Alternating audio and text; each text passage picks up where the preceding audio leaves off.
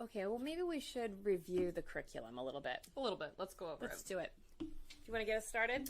Yeah, so, of course, number one, we have asana,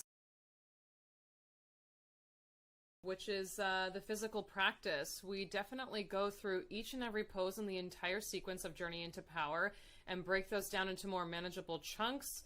And we really teach you an understanding of the energetic intentions of each of the sections of Journey into Power and break down each pose within Journey into Power into its structural and energetic properties as well. So there's so many different pieces to know anatomically, energetically about each and every pose, and then each and every section, and then the entire sequence as a whole. So it gives you this accordion effect of knowledge of being able to expand on certain pieces and collapse other pieces while still maintaining the whole structure of Journey into Power. You know, the Baptiste Yoga Journey into Power sequence is what's taught in the busiest studios around the world. And why it works is that it gives you a set of relatable poses. The student kind of has a sense of what's happening. It's a set sequence, but it's adaptable. So while you, the learner, learn this set sequence of poses and you start to work with that, what we really are working with are principles, different from poses. So we've got the poses and they're in place. But as we start teaching principles to people, for example, like feet on 12 o'clock for a really simple one.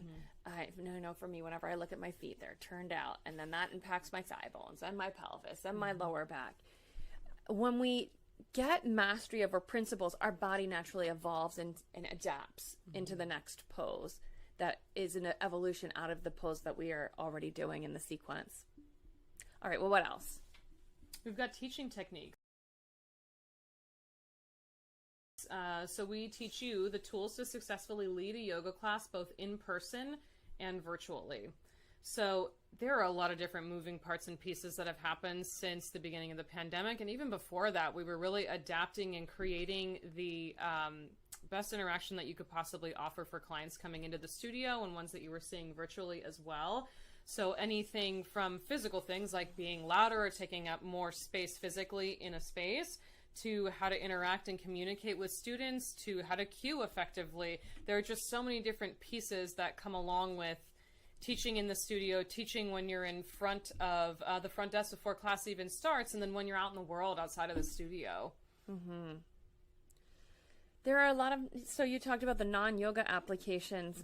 That's a great example when I was speaking about having myself had to go and learn from so many different people, like a person whose specialty was listening and communication, and then a person whose specialty was energy centers in the body, and really be able to pull together what over 20 some years has had me be a more effective teacher of teachers, and those teachers of teachers and students. You're going to get a lot out of this. A lot of that, yeah. So, and I think another really important non-yoga application is listening versus hearing. I think that in our modern day, there's a lot of opportunities where people might make eye contact with you and they're not thinking about or listening to anything that you're saying at all. And that's, you know, any walk of life and any family situation or situation when you're at work or in the studio. So being able to really adapt and sharpen and hone that tool gives you the opportunity for real connection with other humans.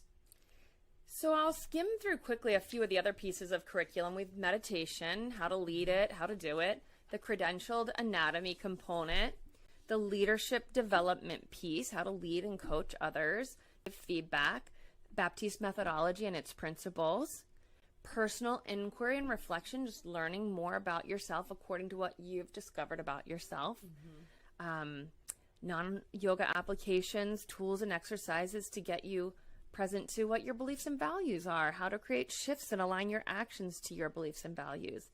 Enrollment. We do a lot of work around enrollment. So enrollment's not registering somebody for something or persuading them. It's not selling somebody on something. No. That's not what we're up to.